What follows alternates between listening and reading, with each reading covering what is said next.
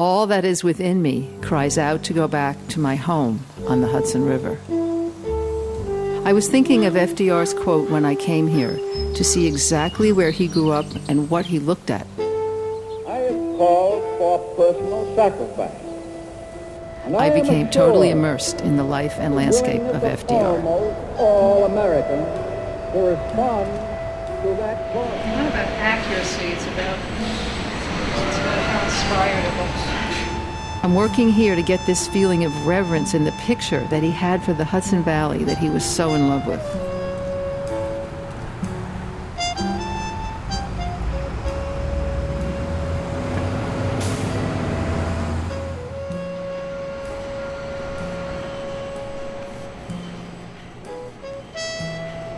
Sometimes at this point in what I'm doing, and I'm thinking that I'm fixing one up that's done already, I just say, forget it, let's just start a new one. Eleanor said he knew every stone, every tree, and every rock. I'm ready. We should bring more citizens under the coverage. My politics is definitely on his side of the river, the left side of the river.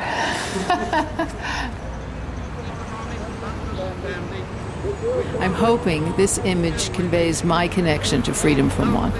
Peacetime life for its inhabitants everywhere in the world. It is a tree of life to them that hold fast to it. That image of a tree in a Jewish prayer has always been my connection to God, so I chose it to represent freedom of worship. It's so anthropomorphic, this tree. Almost like drawing a body that's foreshortened. I feel like I'm inside my painting.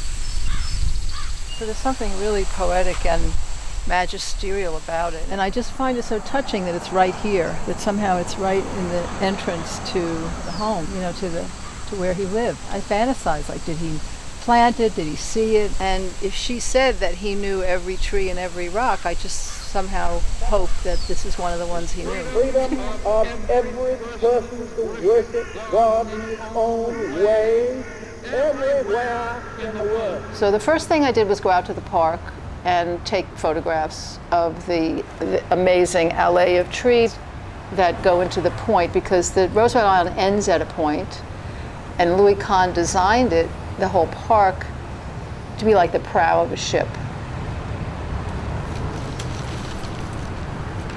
This is a black and white version I did to see the architecture of the park. The translucency of the vellum helped me see the placement of the trees.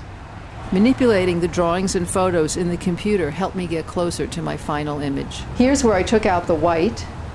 Here's the scale version. I put this underneath the plexiglass plate, and then I put the ink over it. We look forward to a world founded upon four essential human freedoms. Louis Kahn's design is, for me, the ultimate realization of FDR's idea of freedom of expression. And as Gina says, a world of imagined possibilities. We're surrounded by water. It's like a ship with trees.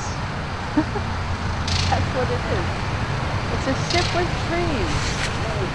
So it's a moving landscape. Call for immediate improvement. As example, we should bring more. I saw it in a different way when I started learning that he was a birder. And I was looking for images of birds to include in the Four Freedoms, because birds are so emblematic of flight and freedom.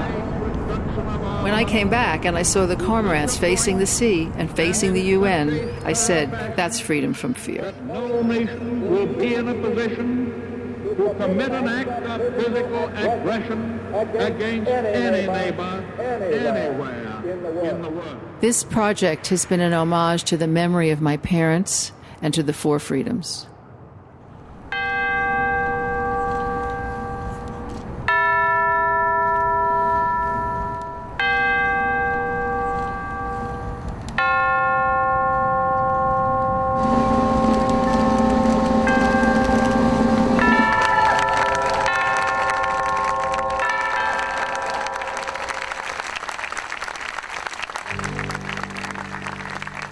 Perhaps, ironically, It is altogether fitting that this day was delayed until a time when we knew that we could never take the four freedoms for granted.